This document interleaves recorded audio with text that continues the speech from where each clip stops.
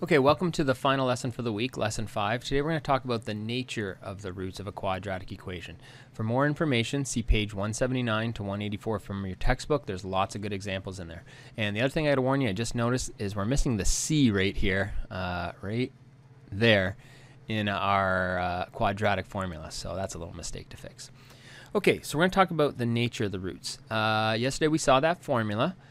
Today we're going to talk about, well, when are we going to get, when we say the nature of roots, what we mean is when are we going to get two solutions, when are we going to get one solution, and when are we going to get no solutions? And there's a fast way to tell that.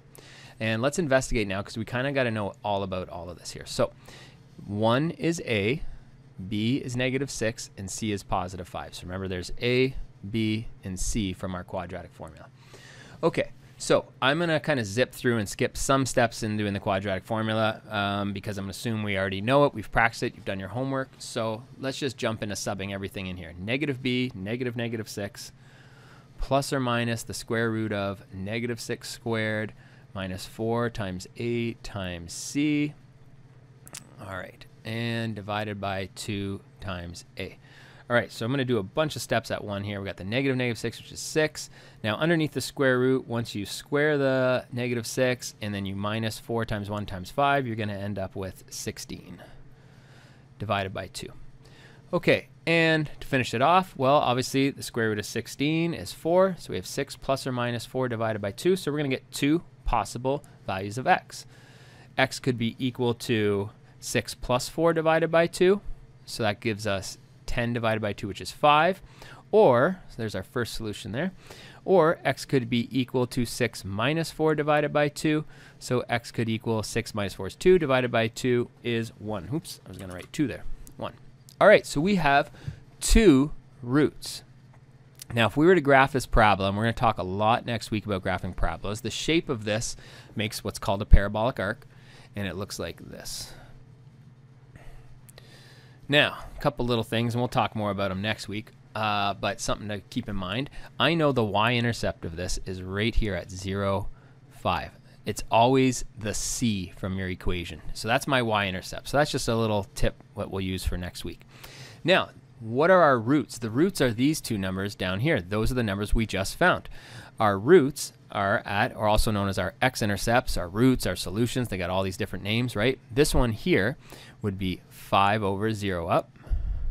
And the other one right here would be at 1 over 0 up. Those are the two solutions that we just found. X equals 5 and x equals 1. So we have two different real roots. The parabola crosses the x-axis at 2 points.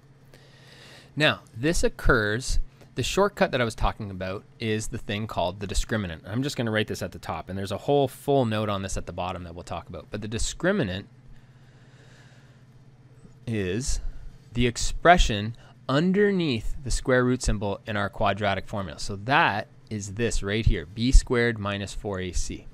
So anytime that number, that value underneath the square root is greater than 0, so if b squared minus 4ac is greater than 0, that means you will get two different real roots. And what did we have underneath the square root? We had 16. Well, that's greater than 0, so therefore we're going to have two different real roots. So this is kind of a quick check. Instead of doing the whole formula, we can quickly check. Sometimes we just want to know how many times does it hit the x-axis. Sometimes we don't care what they are, we just want a quick answer. And even when I do the full quadratic solution, what I normally do myself is I start with b squared minus 4ac because it'll tell me right off the bat if I'm going to get 0 roots, 2 roots, 1 root, and in this case 2 roots. All right, let's check out the next one. So there's an example, we have 2 roots. Let's look at the next example where we're supposed to get 1 root, which they write as 2 equal real roots. So I'll explain what that means. All right, so a is the number in front of the x, b is in front of the x squared, b is the number in front of the x, and c is the 9. Let's sub that all into our quadratic formula. X equals -b, -6, plus or minus the square root of b squared, 1 squared, minus 4 times a times c. All right, and I'm going to speed this up. I'm not going to show every step here because we should be pretty comfortable with this at this point. Okay, we have 6 plus or minus. All right, so we're going to have 1 squared minus, wait, is that, sorry, 1. That should be a 6 squared minus 4 times 9. We end up getting 0. So that means you're going to have 6 plus or minus 0. Square root of 0 is 0, so it's just 6 divided by 2. There is nothing else. There's only one answer here. 6 divided by 2 is 3. So in this case, we only got one answer, or 2 equal real roots. So why do we say 2 equal real roots instead of just one? It's one answer, but it's 2 equal real roots because of this little thing here. It's 6 plus 0 and 6 minus 0. So it's just more of a technicality in saying that there's the possibility when it's 6 plus and 6 minus. But they're both the same thing. So you're not wrong if you're saying there's 1 point. So what we say is there's 2 equal real solutions, but it only touches the parabola only touches the x-axis at 1 point. So if I was to draw this one, it would just touch at, remember what we call the vertex. So this one's x-intercept, or its vertex, would be the same thing. It would be at 3, 0. So that's its x-intercept and also the vertex, because that's the lowest point on it. Now, we also know the y-intercept, so we're picking up some graphing tips here as we go. The y-intercept is 0, 9, because it's always whatever c is, that's our y-intercept. Because if you sub 0 into the equation, that's all that's left. Okay, so now we've seen when we have 2 points. Now we've seen where we have 1 point. And again, how do we know from the discriminant? Discriminant is the expression underneath the square root symbol. If it's exactly equal to 0, which is exactly what we got right there, 0, you will always get 2 equal real roots, which is 1 point. Okay?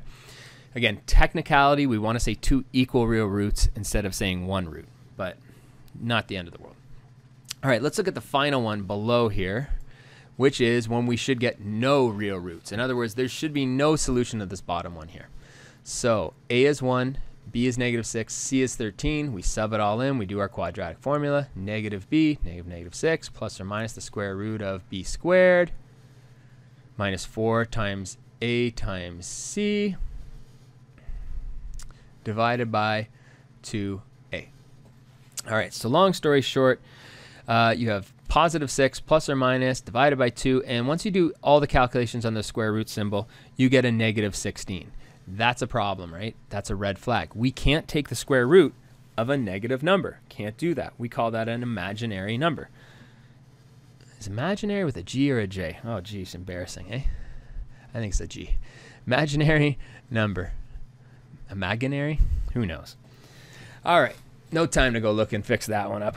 All right, so when does that occur? That occurs when the discriminant, b squared minus 4ac, is less than 0. Anytime whatever is underneath the radical is a number less than 0, you will always have no roots. So if we were to graph this one, it would look like this.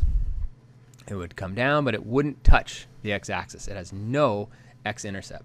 The only thing we know for sure from this guy is it passes the y-intercept, the y-axis, at 13. So in other words, this has 0 points. So to summarize, there's 3 scenarios. You can get 2 points, 1 point, or no points. So if you look down here on the note, and when you're taking your notes and studying it, read it through. I've got it all written out here, the summary at the bottom. Right? If b squared minus 4ac is greater than 0, there's 2 different real roots, which means 1 point. If b squared minus 4ac equals 0, there are 2 equal real roots, which means 1 point. Sorry, the previous one is 2 points. I think I'm losing my mind here.